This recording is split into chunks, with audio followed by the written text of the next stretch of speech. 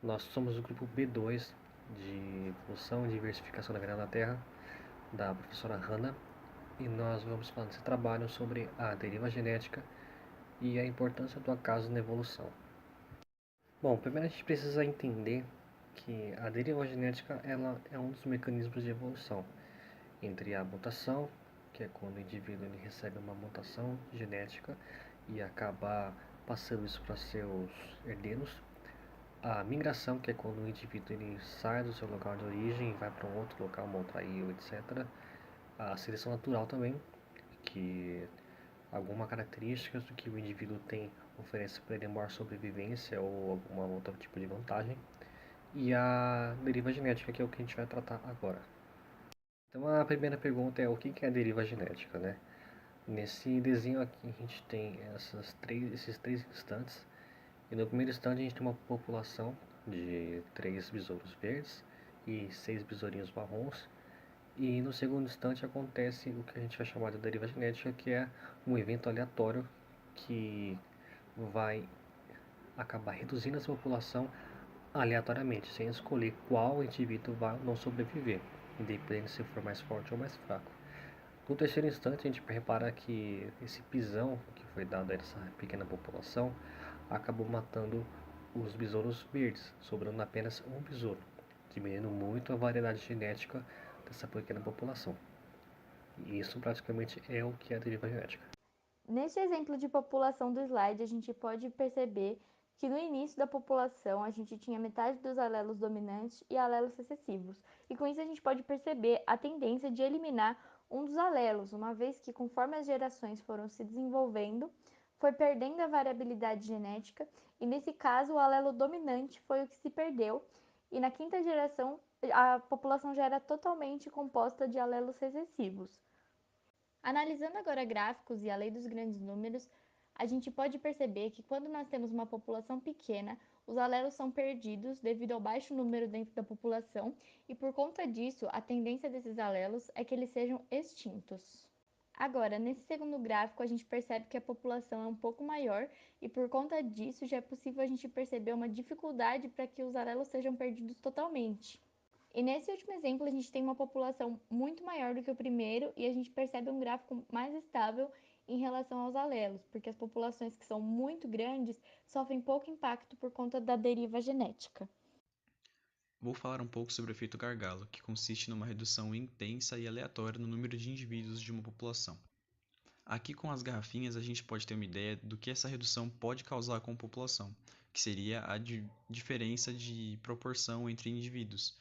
Como a gente pode ver na primeira garrafa, a gente tem uma proporção entre indivíduos amarelos e azuis bem parecida, e já na última, depois do efeito gargalo, essa proporção está bem alterada, com os indivíduos azuis estando em uma quantidade bem maior do que os amarelos. No próximo slide, a gente tem um gráfico que exemplifica que o efeito gargalo ocorre quando uma espécie está se encaminhando à extinção, mas por algum motivo ela consegue reverter esse quadro e voltar a crescer o número da população. Como um exemplo de efeito gargalo, temos os guzerás, que é uma raça de gado zebuíno aqui no Brasil, que sofreu esse efeito gargalo porque o efetivo populacional de fêmeas que foi usado para a reprodução dessa raça foi algo em torno de 50% em 1992, o que reduziu a variabilidade genética desses animais. Outro exemplo que podemos citar são as chitas ou guepardos, que são o mesmo animal que vive na América do Norte. Esses animais têm uma semelhança muito grande entre si e as diferentes espécies têm uma variabilidade genética bem pequena, o que aponta para um possível efeito gargalo no passado da história desses animais. Vou explicar sobre o efeito fundador, que é um efeito que ocorre quando alguns indivíduos de uma determinada população isolam-se e estabelecem uma nova população em outro local, distante do local original. Quando isso ocorre, elas são populações pequenas e estão mais sujeitas a processos de extinção que populações maiores. Mas quando elas acabam se restabelecendo, a gente percebe a condução a uma especiação, que seria a formação de uma nova espécie de forma mais rápida. Isso acontece por causa da ação de processos como a deriva genética e a seleção natural. Onde a gente pode observar a ocorrência desse efeito? A gente pode observar em ilhas, né? É muito comum, como nas ilhas da Micronésia, que são aproximadamente 607 ilhas, espalhadas por mais ou menos 2.900 quilômetros de área. no arquipélago das Ilhas Carolinas, no Oceano Pacífico. Um exemplo do efeito fundador aconteceu ali nos Estados Federativos da Micronésia, que é um conjunto de ilhas, e uma dessas ilhas em particular, chamada Pingelap, sofreu uma grande catástrofe em 1780. Um tsunami passou pela essa ilha e reduziu a população a 20 pessoas. E essas 20 pessoas continuaram na ilha, continuaram morando e acabaram tendo que se reproduzir entre si mesmas. O fato de uma dessas 20 pessoas da população fundadora possuir a cromatopsia acabou tendo um impacto muito grande nas gerações futuras, como a gente nota aqui que na quarta geração 2,7% já era afetada por esse distúrbio, na sexta esse valor sobe para 4,9% e hoje esse valor já chega a 10% da população, sendo que 30% dela é portadora desse gene, mas não são afetados. Em comparativo nos Estados Unidos, 1 a cada 33 mil pessoas são afetadas por esse distúrbio, o que seria próximo de 0,003%. Bom, portanto, a gente pode notar que a deriva genética ela tem um impacto absurdamente alto na evolução e na diversificação da vida na Terra.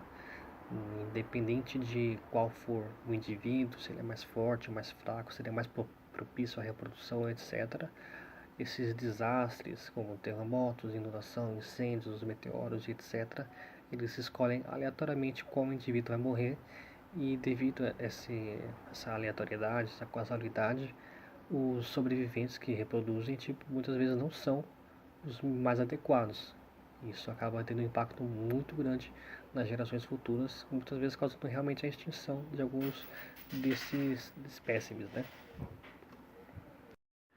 Bom, então a gente pode concluir que é impensável a gente imaginar a vida na Terra sem a deriva genética, porque tudo que a gente é, tudo que a gente conhece e etc. é consequência da deriva genética do nosso passado. Talvez nós não fôssemos o seu tipo de humanos que nós somos hoje, talvez as espécies que existem agora não existiriam ou existiriam mais variedade de espécies, não dá para imaginar. E assim a gente conclui nosso trabalho. Nós somos o grupo B2 de Evolução e Diversificação da Vida na Terra, da professora Hannah, e este foi nosso trabalho sobre deriva genética e seu impacto na evolução. Muito obrigado.